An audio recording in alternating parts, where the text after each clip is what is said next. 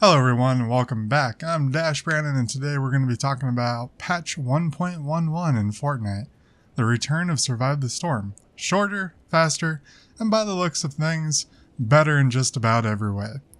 But before we get into that, a reminder that the daily llama will change with the patch. For 8 hours it will be the super melee llama we have right now, and then who knows what it will change to after the patch hits. So if you need that, go ahead and grab it, but I wouldn't really suggest it because melee is meh and pretty much all the time. Anyways, also in the background you're going to see me doing a power level 100 retrieve the data mission. We did not do a 1x1 build, which I will eventually do a video on, because my teammate doesn't like those apparently.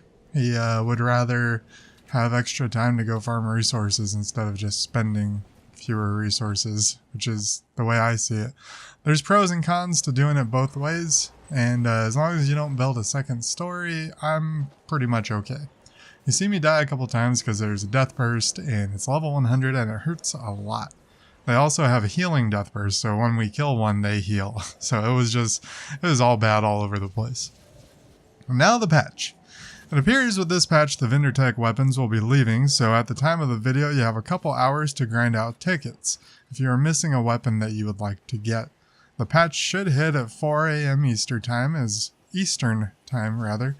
all of their regular patches do. There are very few instances where they patch not at this time. When you log in after the patch, any tickets you have that add up to a llama will be cashed out and the remainder will disappear. This has been the case with every event so far, and I wouldn't expect it to change at this point.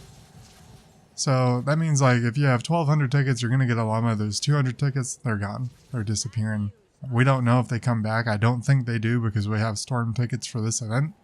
And we have storm tickets for vendor tech and they didn't come back from the last storm event. So I think notable bug fixes should be first on our list of things to get through. And I'm happy to report that they have fixed the quest clear, and you can progress your main story now. You can also slot those raider headhunters into your support slot, I believe, is the slot that was bugged on them. All the bonuses that you get for the raider headhunter that you got during Horde Bash are now fixed, and the raider headhunter can be super powerful, or I guess in this case even more powerful. They also added support for 21:9 aspect ratio and many other ultra-wide ratios, as stated in the patch notes. I'd like to state right now that I'm pretty hyped. In fact, I might be super hyped. When I first saw the dev stream and I first saw the look of everything, and I saw the things they were bringing, I was super happy. And I was like, I gotta get this video out tonight so that people know, they can know what's coming. Because I think it's pretty important. They've added a lot of awesome things, and they've got some quality of life fixes, and the first quality of life fix that we'll talk about is the ability to look at your backpack and storm shield storage from the home base, or the menu that you sit at before you choose mission. That's pretty cool, but you can't craft there yet. They're working on adding crafting to that. But I do like the fact that I can see what I've got in case I'm trying to negotiate a trade in general chat. Next, and I would definitely say this is a quality of life fix, is they've added an event store. This store has some pretty cool stuff in it. For starters, there's two types of currency you'll spend in the store: daily coins and seasonal gold. Daily coins are earned through completing daily quests. At the time of this video, I'm not sure if those daily quests are going to be replacing our V-coin dailies or be in addition to the V-coin dailies. I hope it's an addition to the V-coin dailies. But we don't really know until the patch goes live, and this video is hopefully going to be up before the patch. Seasonal gold is earned by playing any mission, and rewards scale with difficulty. I imagine level 100 missions will give the maximum payout of seasonal gold. Also, you can get seasonal gold from doing a repeatable quest that you'll see a little bit later on. So what's in the store, you might ask? Well, for one, there's an item that you can buy that will let you upgrade the rarity of your hero. Yeah, that's right. At some point, you're going to see me rocking a legendary Machinist Harper, because I didn't get a legendary during Horde Bash, and I've been rocking an epic for a long time. In fact, I've been holding off on upgrading her to 5-star because I wanted the legendary first, and hopefully I'll be able to do that with this patch. Some other things the store lets you target is specific items from the events that are currently active. We'll get to this a little bit more later. The store will rotate weekly items as well as items that appear for the duration of the event. You will still be able to earn tickets for llamas on top of this, so I think they're making good on their promise to give you more ways to get what you'd like. The biggest addition that is both quality of life and about the store, you can buy extra storage for schematics.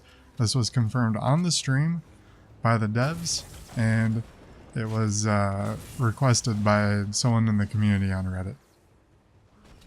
Speaking of holiday items, we have 4 new heroes that are dropping, and they're unique in look and abilities. First, we have Sarah Claus. She's a ninja that can heal from melee and also causes corrosive damage, which is different from affliction damage, so be aware of that. Anything that has increased damage from affliction will not trigger from corrosive damage at this time. We also have Blitzen Base Kyle. He is a constructor, obviously, that can heal his allies with his base. I'm pretty cool with that, because I like to play a lot of supportive roles in games I play. I'm really glad that we have basically a healer now, as long as you stand within the base area. He also has melee hardware boosts, and he can also heal from melee strikes. So some of those new weapons from Vendor Tech and some of the new weapons coming with the event are probably going to be pretty good for him. Then we now have Snow Stalker Jonesy. He's a demolition man that has faster cooldowns for grenades while in combat and has an explosive round ability he can use. This might pair really well with a Shuriken Master Sarah or a Lamurai for even more ability damage on this soldier. And finally we have Fragment Flurry Jess. I really like the skin on her. And she gets a laser shooting Teddy, which just sounds really cool, especially if you're going to actually see the lasers going all over the place. And while she defeats enemies, she also charges her abilities back up. Kind of feels like something all Outlanders should have, if you ask me. The charge thing is just not a fun mechanic. So outside of llamas, there will be a chance to get Legendary Kyle, Epic Jess, Epic Jonesy from event quests, and Legendary Sarah from the new event store. That's what I was talking about when I said we'll get to event things in the store a little bit later. So you'll be able to buy her from the store in a legendary version if you really want her. You can also grind the necessary currency to upgrade those epics by buying the items in the store if you don't get them in the llamas. There are 11 new weapons, and there is something both interesting and a little disheartening about them. Well, about 8 of them. Those 8, which I will show on the screen right about now, all have nature damage, but they also use energy and ammo. Frankly, I can't get excited for energy range weapons until they rework how much energy ammo costs. Between the bacon and the blast powder, it just isn't worth it to me. If you do like energy though and are short on nature damage weapons for those water husks out there, then one of these is going to do you just right probably, because all of them also have the nature damage on them. Every single one does nature damage. There's also going to be a new rocket launcher coming, so keep an eye on that. I'm sure, or I hope, White Sushi will do a math breakdown of if it's good or bad. And I wish that they really would bring the hydraulic weapons back, but I don't think they're going to make it back this event, which makes it so the people that missed out on the Hydra, that just feels pretty bad for them, because it's a really good weapon. It might be tied to a quest, but there's also some other weapons that are tied to quests, so we'll just have to see when the patch comes out. The other 3 weapons consist of 2 snipers and a grenade launcher that is actually a snowball launcher. One of those snipers is the Ralphie air rifle, I believe, and it does low damage unless you hit a headshot, and those headshots are supposed to do massive damage. The other sniper has water damage on it, and they didn't really say anything else all that great about that. The Ralphie sniper again is bought from the store, and the other 2 are earned from doing survival mission quests and the winter storyline quest. And there goes my hopes of getting a Hydra again, I think. Well, not getting it again, but getting one that I can put in my book or something. I'm sure any and all these weapons will come in handy though for taking down the new mini-bosses.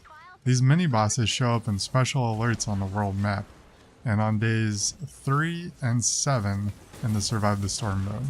They will have 4 random modifiers applied to them, and look like they will be quite difficult to take down. The dev team stated that you may even need your entire team to kill one, or at least to focus one. They do have other priorities other than just attacking your objectives, so they may go after heroes, they may go after walls. Not really sure on that quite yet. They have a glowing yellow aura, and you can see their health bar on the screen at all times, and that was shown off in the dev stream, and I think it looked really cool. Also, the Winter Wonderland also looks cool. There's a skin on everything that makes it all wintry in the Survive the Storm area. And I think that it might actually be a new area that they built completely from the old one. These mini-bosses come in the shapes of regular husks, husky husks, and smashers. I'm already slightly terrified of the Smasher mini-boss. But that's just me. I mean, Smashers just in general terrify me, usually when I see a couple of them heading at me. And imagine if a mini-boss spawned with like 4 other Smashers. That'd be pretty crazy. Talking about Survive the Storm now. It's now a 3 and 7 day duration. Gone is the longest 14-day duration that would take upwards of 4.5 hours. And gone is the ability to vote to stay longer. If you start a 3-day, it's ending in 3 days, and if someone decides they want to stay longer, well, tough, you gotta start another one. I kinda like this because there were a lot of reports I saw on Reddit of people that couldn't stay for longer and got screwed by the rest of their team voting to stay longer, and they had to get off and they didn't get any rewards. So that feels pretty bad when that would happen to you. You can also vote to skip days now. So if you're done building within a few minutes and you want to save some time, you can just vote to skip to the night portion. I'm pretty sure it's going to need a vote from everyone on the team. And that I do like, and like if someone's AFK, like you should be able to do a 3 out of 4 probably to just go ahead and skip ahead. But I don't know. We'll see how it works. We'll see how everyone feels about it. The generators are stronger, but they don't heal between night cycles now, and the dev team stated they have rebalanced the difficulty and rewards of this mode. Every day you can do 3 3-day missions and 1 7-day mission to receive additional loot. You can then also continue to play to get tickets, I believe, and I think that pretty much wraps up our entire video at just about 13 minutes. That's not too bad. I don't think that's too bad at all. So, personally, I'm really excited about this. I think that they're giving us a lot of stuff to get, and the bug fixes are important. There's also supposed to be fewer hitching and lag from the servers when people are joining and leaving and things of that nature, so we'll have to see how that all works out. And hopefully we don't get a bunch of undocumented changes like we sometimes do.